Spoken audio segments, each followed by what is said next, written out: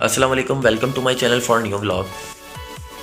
दोस्तों, आपसे एक बात शेयर करनी थी और बहुत ज़्यादा ज़रूरी थी। वो ये कि आज मैं सबसे पहले मैं आपको ये बता दूं कि हमारा मुल्क जिस हालात से गुज़र रहा है, अल्लाह ना करे मेरे मुंह में खाक। आजकल ये सुनने में आता है कि हमारा मुल्क बैंक करप्ट हो जाएगा। अल्लाह ना करे कि ऐसा हो। हमारा मुल्क, मैं कहता हूँ, इस दुनिया में सबसे अच्छा मुल्क हमारा मुल्क है। इससे अच्छा पूरी दुनिया में कोई मुल्क नहीं है। लेकिन ये बात एक अलग है, क्योंकि ये मेरे जज्बाती नज़रियात हैं और मेरे एक अंदर दिल की आवाज़ में आपको बता रहा हूँ। हकीकत में ऐसा नहीं है। देखें, एक मुल्क जब तरक्की कर रहा होता है ना, तो उसके पीछे उस मुल्क का हाथ नहीं होता है, उस मुल्क के लोगों का हाथ होता है। उसके मुल्क के जो लोग होते हैं वो बहुत ज़्यादा ऑनेस्ट होते हैं, ठीक है, अपने मुल्क से बहुत ज़्यादा लॉयल होते हैं, बहुत ज़्यादा खिदमत करते हैं, तब कहीं जाके कोई मुल्क तरक्की करता है। अदरवाइज़ कोई कंट्री ऐसे तरक्की नहीं कर सकता।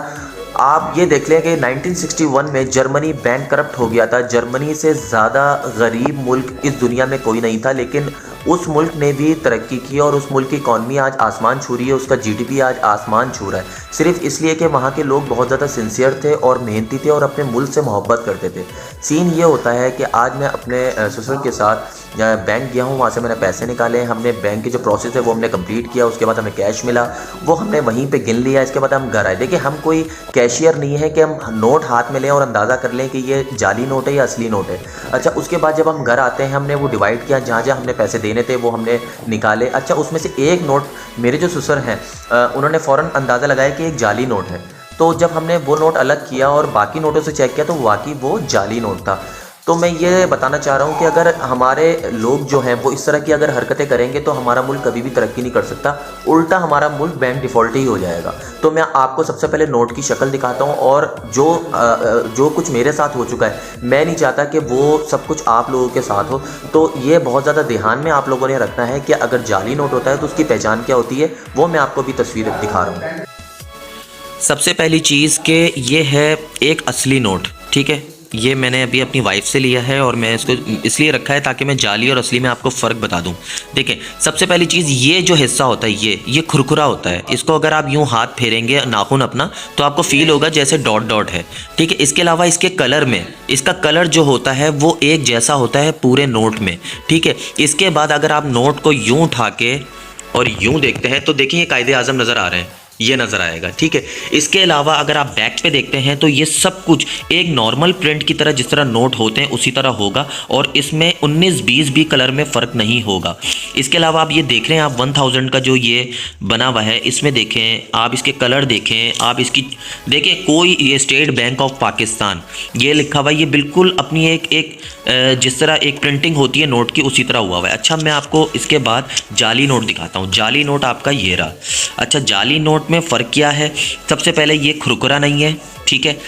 उसके बाद इसकी और इसकी लिखाई में दोनों को बराबर कर रहा हूँ, आप देखें, आप खुद तस्वीर में, वीडियो में ही अंदाज़ा लगा सकते हैं कि ये असली है और ये जाली है। आप देखें, इसका ये ब्लू कितना लाइट है, लग ही नहीं रहा कि ये ओरिजिनल प्रिंट है, और ये जो ब्लू है ये देखें कितना फ़र्क है।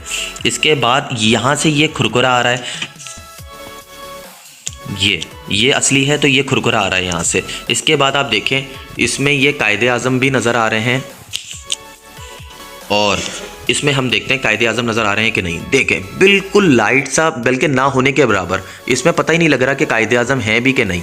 अच्छा, इसके बाद हम फ्रंट पे और चीज़ें चेक कर लेते हैं। बाकी सब कुछ सेम है, सिर्फ कलर में फ़र्क है, कलर के अलावा और मुझे कोई फ़र्क नज़र नहीं आ रहा। अच्छा, गवर्नर स्टेट बैंक जो लिखा हुआ है यहाँ पे रज़ा बाकर लिखे हुए, तो जाहिर सी बात है उस दौरान जब ये नोट छपा होगा YT की सीरीज़, उस वक्त बैंक के गवर्नर जो होंगे वो रज़ा बाकर होंगे। और इन्होंने जो जाली नोट बनाया है, इन्होंने लिखा हुआ है अशरफ वथरा के नाम से इन्होंने छाप दिया। अब मैं इसको बैक कर रहा हूँ। बैक में अगर आप देखें तो ये नोट बिल्कुल सही है, इसकी प्रिंटिंग बिल्कुल ठीक है। लेकिन अगर आप यहाँ पे आते हैं तो स्टेट बैंक ऑफ पाकिस्तान आप यही देख लें और ये देखें, ये कितना ज़्यादा बोल्ड हुआ है, ठीक है। और इसके अलावा ये पेपर जो है ना, ये ऐसा लग रहा है जैसे कागज़ है, और ये जो पेपर है ये तो ओरिजिनल नोट है, तो ये तो पता लग रहा है कि हाँ ये नोट है। लेकिन ये पेपर लेके मुझे हाथ में लग रहा है कि ये जाली है, ये असली नहीं है। इसके अलावा इसकी प्रिंट जो है वो बहुत ज़्यादा ब्लर है, ऐसा लग रहा है जैसे किसी आम मशीन से इसको छापा हुआ है। और ये जो नोट है इसमें तो बाकायदा प्रॉपर फील आ रहा है कि ये प्रॉपर नोट है। तो दोस्तों मेरी आप लोगों से गुजारिश ये है, देखें कोई भी इंसान अच्छा बुरा नहीं होता, हर इंसान के अंदर अच्छाइयाँ बुराइयाँ होती हैं और अच्छा इंसान वो होता है जो अपने अंदर से बुराइयों को ख़त्म कर दे। तो हम सब का फ़र्ज़ ये है कि हम अपने अंदर से बुराइयाँ ख़त्म करें ताकि हमारे मुल्क के साथ अच्छा हो, हमारा मुल्क आगे से आगे बढ़े, क्योंकि अल्लाह का शुक्र है हमारे मुल्क को अल्लाह ताला ने सब कुछ नवाजा हुआ है। हमारे मुल्क में ऐसी कोई चीज़ नहीं है, एक समंदर से लेके एक पहाड़ तक। पंजाब में आए तो आपको हरियाली हरियाली, खेत, खाने पीने की हर चीज़ आपको मिलेगी। वजह यह है कि अल्लाह ताला ने हमारे मुल्क में मदनी वसाइल वगैरह सब कुछ दिया हुआ है। उसके बावजूद अगर हम मेहनत से घबराते हैं और 2 नंबरी करते हैं, 2 नंबर काम करते हैं, इससे हमारे मुल्क को नुकसान है। हम अपने मुल्क को रिप्रेजेंट करते हैं। देखिए वजह यही है कि दुबई वालों ने हमारे मुल्क के तकरीबन 16-17 शहरों को ब्लैक लिस्ट करार दे दिया कि उस शहर के लोग दुबई नहीं जा सकते। यानी कितनी शेमफुल बात है ये हमारे मुल्क के लिए कि एक हरा पासपोर्ट हमें अपने पूरी दुनिया में बताना चाहिए कि हमारे हरे पासपोर्ट की वैल्यू क्या है। हमें अपने किरदार से बताना चाहिए, हमें अपनी ज़बान से बताना चाहिए, हमें अपनी तालीम से बताना चाहिए। ज़रूरी नहीं है कि अगर मैंने ये महंगी जैकेट पहनी हुई है तो मैं बहुत ज़्यादा हायर क्लास हूँ। मेरी ज़बान और मेरी तालीम वो बताएगी कि मैं कितना ऊंचा इंसान हूं। कायदे आजम एक नॉर्मल लिबास में रहते थे, ठीक है, लेकिन उसके बावजूद उन्होंने बॉरेट लॉ इंग्लैंड से किया हुआ था। वो इतने ज्यादा पढ़े लिखे थे कि पढ़े लिखे अंग्रेज जो थे वो उनसे घबराते थे बात करते हुए। तो हमारे कायदे आजम की अल्लाह ताला ने ये शान रखी थी।